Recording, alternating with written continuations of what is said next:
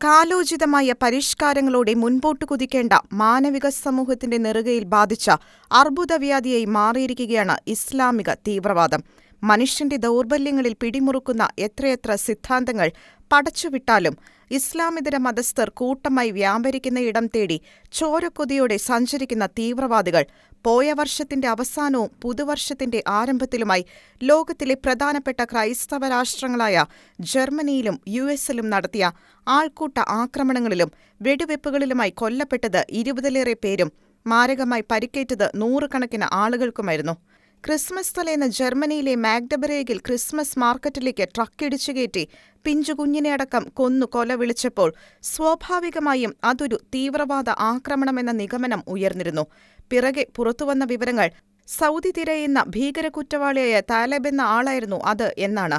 പുതുവത്സര ദിനത്തിൽ അതിരാവിലെ US ലൂസിയാനയിലെ ന്യൂ ഓർലിയൻസിലെ വിനോദസഞ്ചാര മേഖലയായ ബേർബണിലെ ജനക്കൂട്ടത്തിലേക്ക് കാർ ഓടിച്ചുകയറ്റി 15-ലധികം പേരെ കൊല്ലുകയും 30-ലധികം പേരെ പരിക്കേൽപ്പിക്കുകയും ചെയ്ത ക്രൂര സംഭവത്തിന്റെ പിന്നിലും തീവ്രവാദമുറപ്പിച്ചവരുടെ നിഗമനങ്ങളെ അരക്കിട്ടുറപ്പിച്ചുകൊണ്ടാണ് മെക്സിക്കോയിൽ നിന്ന് കുടിയേറ്റക്കാരനായി US-ലെത്തി പൗരത്വം നേടിയ ടെക്സസുകാരൻ ഷംസുദ്ദീൻ ജബ്ബാർ എന്നയാളാണ് ക്രൂരകൃത്യം ചെയ്തതെന്നും ഇയാൾ മുൻപ് US-ലെ സൈന്യത്തിൽ IT സ്പെഷ്യലിസ്റ്റായിരുന്നു എന്നുമുള്ള FBI റിപ്പോർട്ടുകൾ പുറത്തുവന്നിരിക്കുന്നത്.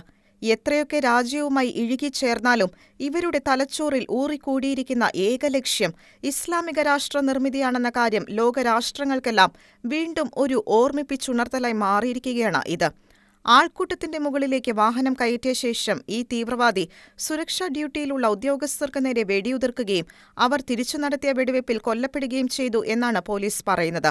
ഇയാൾ ഓടിച്ച വാഹനത്തിൽ നിന്ന് ഇസ്ലാമിക് സ്റ്റേറ്റ് ഗ്രൂപ്പിന്റെ പതാക പാറിക്കളിച്ചിരുന്നു. ലൂസിയാന ടൂറിസം വ്യവസായത്തിന്റെ ഹൃദയവും സംസ്ഥാന സമ്പദ്വ്യവസ്ഥയുടെ ചാലകവുമായ ന്യൂ ഓർലിയൻസ് നഗരത്തിന്റെ ചരിത്ര പ്രസിദ്ധമായ ഫ്രഞ്ച് ക്വാർട്ടറിലെ കനാൽ, ബർബൺ സ്ട്രീറ്റുകൾ എന്നിവയ്ക്ക് സമീപമാണ് കൂട്ടക്കൊല നടന്നത്. യുണൈറ്റഡ് സ്റ്റേറ്റ്സിൽ ഏറ്റവുമധികം ആളുകൾ സന്ദർശിക്കുന്ന സ്ഥലങ്ങളിലൊന്നാണ് ന്യൂ ഓർലിയൻസ്. ജോർജിയ സർവകലാശാലയിലെയും നോട്രഡാമിലെയും ടീമുകൾ പങ്കെടുക്കുന്ന ഷുഗർ ബൗൾ എന്നറിയപ്പെടുന്ന ഒരു പ്രധാന ഫുട്ബോൾ മത്സരത്തിനായി നഗരം ആതിഥേയത്വം വഹിക്കുന്നതിന് തൊട്ടുമുൻപാണ് സംഭവം. അങ്ങേയറ്റം ദാരുണമായ ഈ സംഭവത്തിന്റെ ആഘാതത്തിൽ നിന്നുകൊണ്ട് നിരപരാധികളുടെ ചോര കുടിക്കാൻ അലയുന്ന ഇസ്ലാമിക തീവ്രവാദികളുടെ ഈ ഭ്രാന്ത് എന്നവസാനിക്കുമെന്ന് ലോകം മുഴുവൻ ഒരേ സ്വരത്തിൽ ചോദിക്കുകയാണ് ഇപ്പോൾ. അധികാരം നിലനിർത്താൻ വേണ്ടി ലിബറലുകളോടും ഇടതരോടും ഇസ്ലാമിസ്റ്റുകളോടും മൃദു സമീപനം കാട്ടിയ ഡെമോക്രാറ്റിക് ഭരണത്തിന് അവസാന ദിനങ്ങളിൽ കിട്ടിയ ഈ തിരിച്ചടിയിൽ പതറിപ്പോയ US പ്രസിഡന്റ് ജോ ബൈഡൻ ഒരു തരത്തിലുള്ള അക്രമത്തിനും ന്യായീകരണമില്ലെന്നും ഞങ്ങളുടെ രാജ്യത്തെ ഏതെങ്കിലും കമ്മ്യൂണിറ്റികൾക്ക് നേരെ ഉണ്ടാകുന്ന ഒരു ആക്രമണത്തെയും ഞങ്ങൾ വെച്ചു പൊറുപ്പിക്കില്ലെന്നും പ്രസ്താവിച്ചുകൊണ്ട് രംഗത്ത് വന്നിരിക്കുകയാണ്. ഇസ്ലാമിക കുടിയേറ്റക്കാർക്കെതിരെ അതിശക്തമായ നിലപാടുകളുള്ള നിയുക്ത US പ്രസിഡന്റായ ഡൊണാൾഡ് ട്രംപ് ആകട്ടെ ഇത് അനധികൃത ഇസ്ലാമിക കുടിയേറ്റത്തിന്റെ ദുരന്തഫലമാണെന്നും രാജ്യത്ത് അങ്ങിങ്ങായി തീവ്രവാദികൾ പതിയിരിപ്പുണ്ട് എന്നുമുള്ള തന്റെ നിഗമനം അച്ചട്ടായെന്നും പറഞ്ഞ് ന്യൂ ഓർലിയൻസ് ആക്രമണത്തെ അപലപിച്ചിരിക്കുകയാണ്. മാഗ്ഡബറേഗിലും ലൂസിയാനയിലും ചിതറിക്കിടക്കുന്ന മനുഷ്യശരീരത്തിന്റെ ഭാഗങ്ങൾ ഒരു ഒറ്റപ്പെട്ട സംഭവമായി അവഗണിക്കാൻ കേരളത്തിലെ ജനങ്ങൾക്കാകില്ല.